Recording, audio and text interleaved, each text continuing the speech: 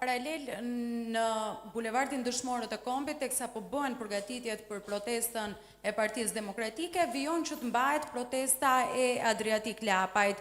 Do të keni një ftesë sërish ditën e sotme apo pas refuzimit që zoti Lapaj ka bërë protestës suaj, tashmë rrugët, po themi, për protestat janë të ndara?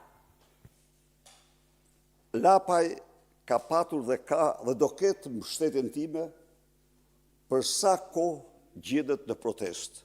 Dhe jo vetëm Lapaj, po cili do qytetar shqiptar që proteston kundër kësaj qeverie, ka dhe do ketë mbështetjen time. Ftesa ime për Lapajn, për të gjithë partitë opozitare, është të bashkohemi kundër kësaj të keqje të madhe.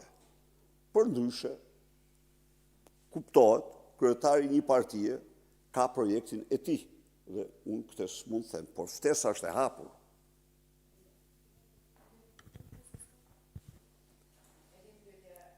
Fundit, kur është diskutuar çështja e sjelljes së opozitës në kuvend, në kushtet kur kryeministri Edi Rama vijon edhe në rastin e Këshillit Mandatit, të fitoj kohë me numrat e tij.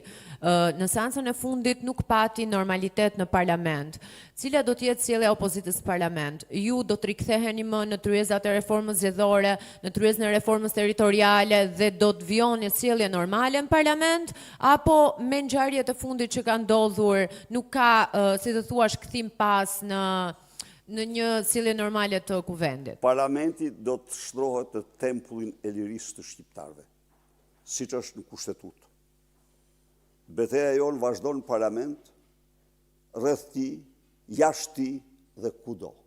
Thash, kur ndonjëherë nuk jemi gjetur kaq rrugë shtruar dhe punë mbaruar, po të themi kështu, si kësaj here për të nisë betejën tonë. Në parlament, ajo që pat ju, erdhi pasi u mbyll çdo hapësirë ndaj deputetëve të opozitës. Mbrapa çfarë ndodhi?